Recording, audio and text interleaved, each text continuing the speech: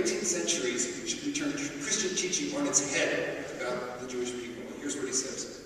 The Holocaust and the emergence of the State of Israel are what impelled us to speak in a new way about Jews and Judaism.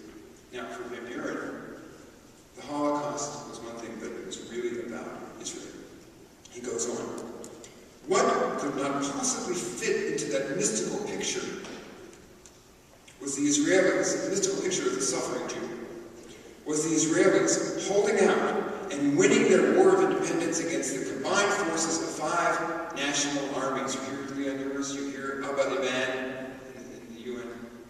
The Israeli Defense Force sweeping over the Sinai and retaking East Jerusalem was what could not possibly fit our traditional myth of the passive suffering Jew.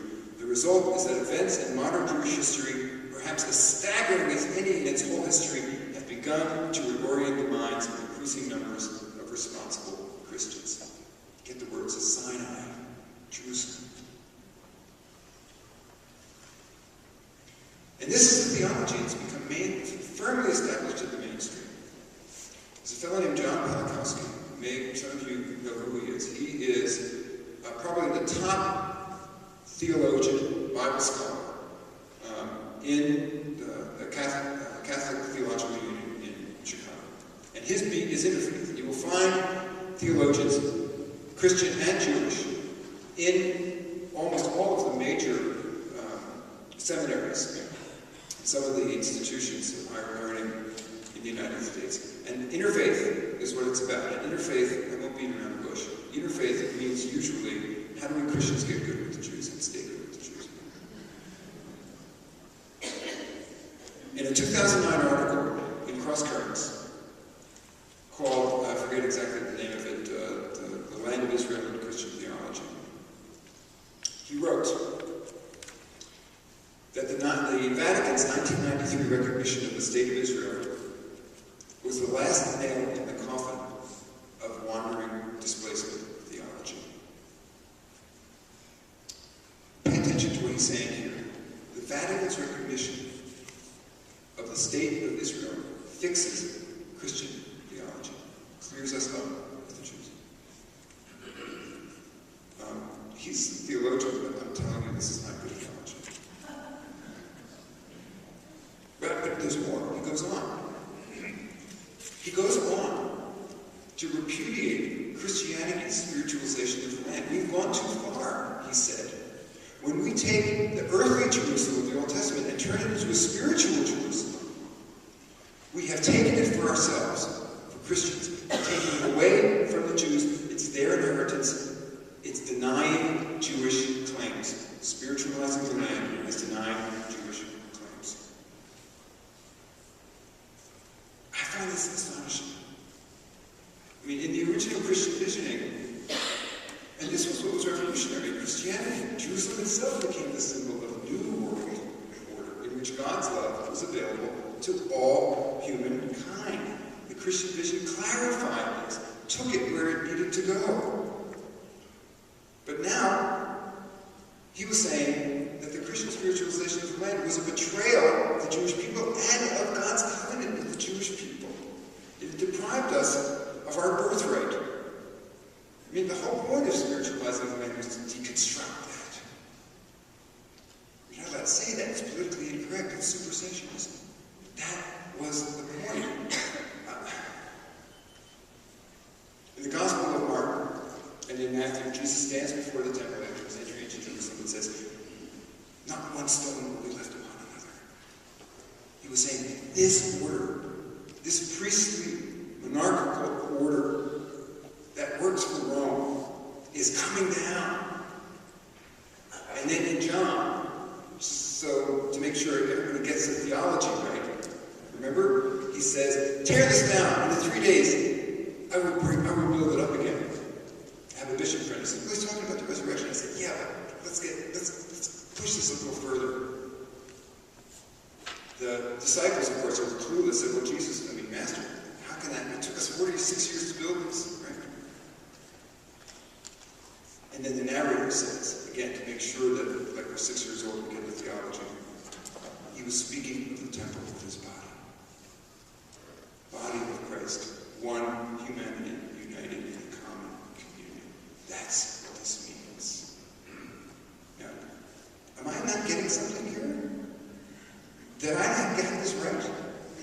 This is what Christian theology since the war has been trying to deconstruct.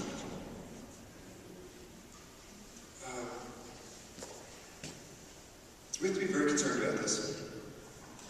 Generations of pastors and theologians in the mainstream, Catholic, Protestant denominations, have been educated in this revisionist theology, and it's an astonishing reversal in Christian thought. Christianity, in trying to correct the very sin that had produced the Holocaust, triumphalism being the dominant culture, have now taken this idea of exclusivism and chosen this, returned it to the Jewish people, and then hitched a ride and created a Judeo-Christian triumphalism. The Jews are no longer the darkness, they are the light, they are beloved of God. They are the promised chosen people. There's a real estate deal that goes with that, and we're part of it.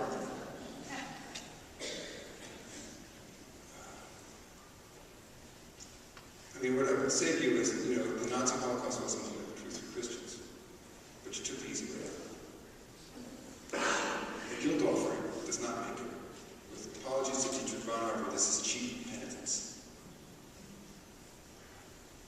And I think, just like the Jewish people today are facing a real crisis, I think the church is facing a real crisis too. You're in this with us. Now, how you get out of it, I think you may be surprised by how I think you need to get out of it in terms of being here with us. But I'll get into that later. So this is the theology that's now in effect. This is the theology that is called into service by the Jewish establishment and elements within the churches to oppose faithful prophetic efforts of the Christian denominations to divest from companies involved in the illegal occupation of Palestine and the theft of land. These are the arguments used to intimidate and to muzzle clergy and secular leaders who are speaking out against the state of Israel's human rights violation. The Christian impulse for reconciliation has morphed into theological support for an anachronistic, ethnic nationalist ideology which has hijacked Judaism, continues to fuel global conflict, and has produced one of the most systematic and long-standing violations of human rights in the world today.